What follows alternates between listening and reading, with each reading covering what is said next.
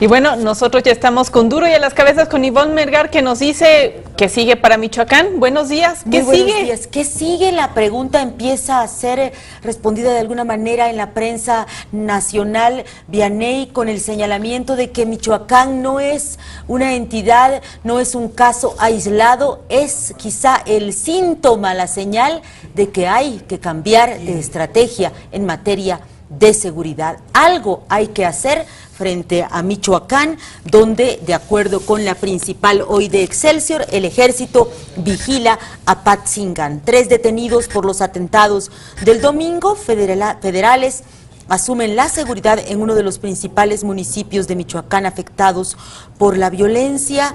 Piden en el Senado desaparecer poderes en Michoacán, es la propuesta de la oposición, enarbolada por los senadores del PAN, y refuerzan seguridad de la Comisión Federal de Electricidad y de Pemex. Esto es en Excelsior. También Reforma tiene de noticia central: entra Michoacán en alerta máxima. Despliegan 5,000 efectivos militares y policíacos.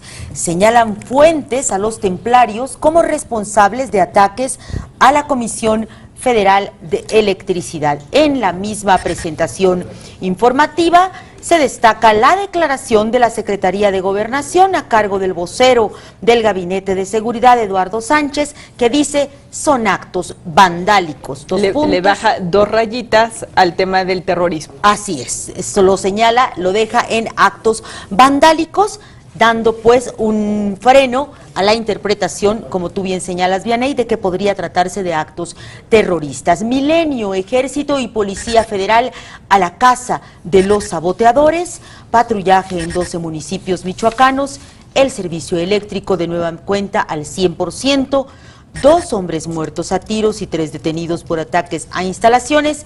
Fausto Vallejo ve terrorismo y pleito entre narcos. Y esta contradicción en la forma de ver el problema entre la autoridad federal y la autoridad estatal se resume en la principal de ovaciones, que dice: vandalismo, Secretaría de Gobernación; terrorismo, Fausto Vallejo.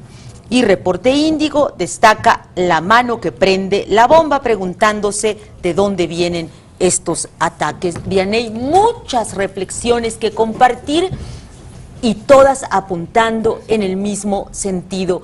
Hoy me permito compartirte varias de las ideas que nos dan los columnistas destacados de la prensa con alcance nacional, y es Frentes Políticos, que dice: no es para menos que el territorio que se ha vuelto emblemático por la violencia y la carencia del poder gubernamental, Michoacán, está en la mira de todos, y por ello Jorge Luis Preciado, coordinador de los senadores del PAN, exigió al gobierno modificar la estrategia ahí y proceder a la desaparición de poderes para que la federación asuma la responsabilidad.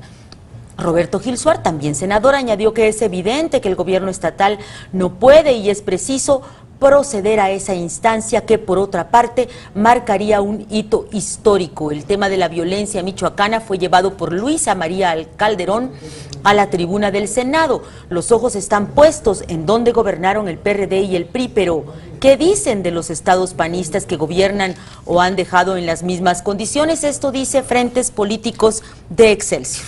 Felipe Calderón michoacano. Felipe Calderón inició, como tú bien decías ayer, una estrategia. Entonces todos tienen la culpa, todos tienen la responsabilidad. No es posible personalizar y focalizar a unos meses, a un año, o dejar la responsabilidad en el sexenio anterior. Se trata ya de que todos estamos involucrados, incluso en el tratamiento del tema Vianey. La bitácora hoy del director, de Pascal Beltrán del Río, en Excelsior, dice: Michoacán y sus 10,000 muertos. Es un recuento de la historia, lo que habría sucedido en los últimos 20, 25 años. En sus libretas de reportero, Pascal Beltrán saca algunos datos de lo que habría sido Michoacán hace 20 años y cómo empezó a evolucionar en los últimos 15.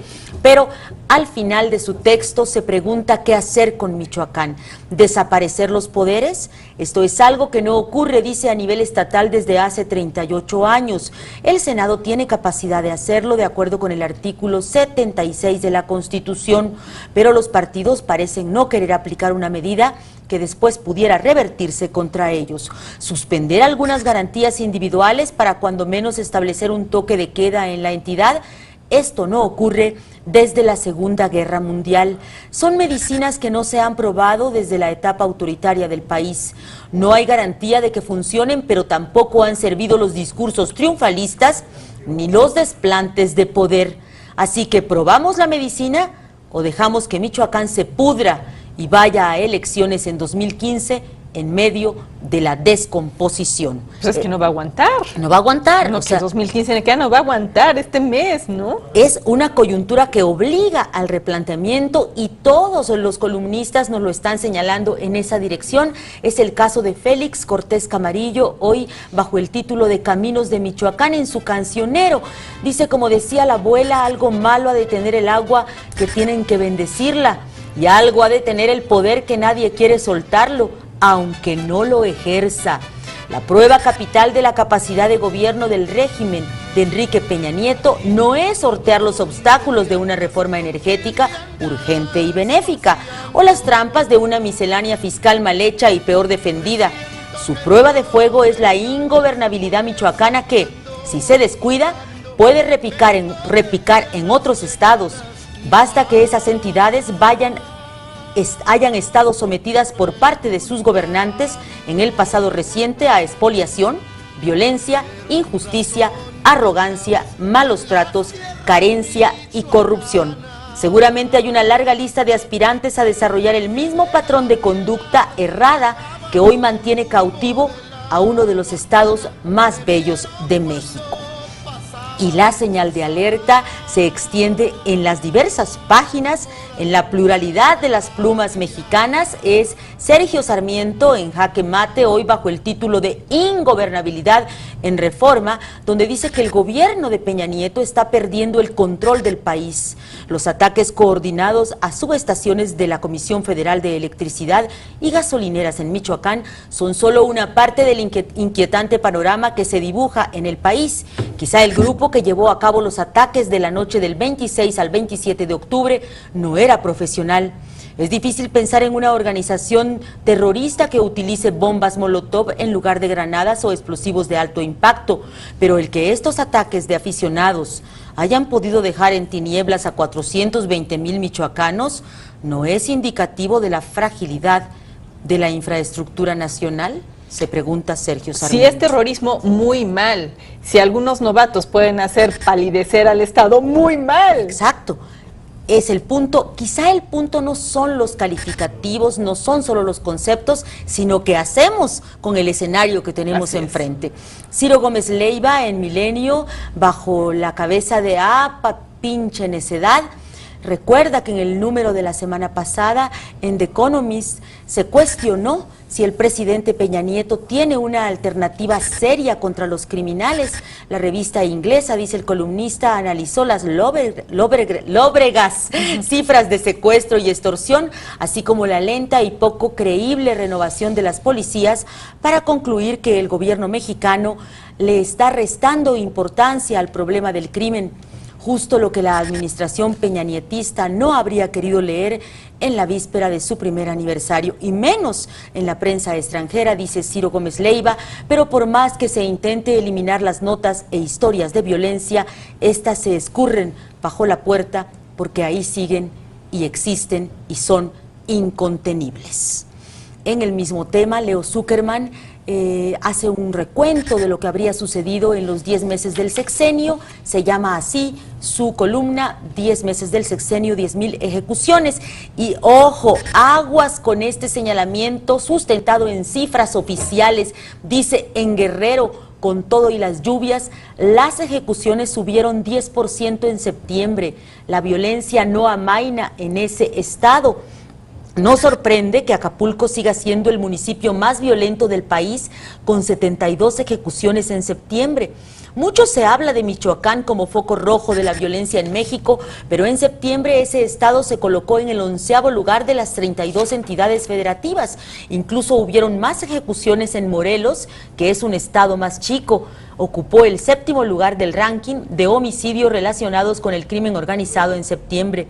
Y en Michoacán, Es en Guerrero, en cambio, donde se coloca el número 1 de este problema, Vianey, de acuerdo con la columna de Leo Zuckerman, quien concluye que le parece que los medios hemos fallado en reportar la epidemia de violencia que está ocurriendo en ese estado. Se refiere a Guerrero. Por donde se vea, es una vergüenza. El bello puerto de Acapulco no solo se está inundando de agua, sino de sangre. Y que bueno, la coyuntura lamentable hizo que el reflector se cambiara para el tema de inundaciones. Así es, para el tema de inundaciones, y sin embargo el problema de las lluvias no disminuyó el problema de la violencia. ¿Sabes qué pasa? Y ahorita que nos sigas contando esto, querida Ivonne, a mí esto me suena como un déjà vu por ahí de agosto. Así es. Cuando justamente se tomaron las presidencias municipales, donde hubo otra vez la violencia, toda la prensa mexicana, todas las plumas estaban hablando de Michoacán con el mismo estado de alerta. Pasan 2 meses, pasa la coyuntura, pasa la nota del día y volvemos otra vez a retomar porque no se ha solucionado. Y eso es quizá lo que debe cambiar. Lo que no está funcionando, es un hecho, es la estrategia que se hereda desde el sexenio pasado, en el sentido que está sustentada en intervenciones de efectivos militares, cooperación o intento de cooperación entre los 3 niveles de gobierno, pero finalmente aquí están las cifras, y las cifras son hoy tema de varios analistas.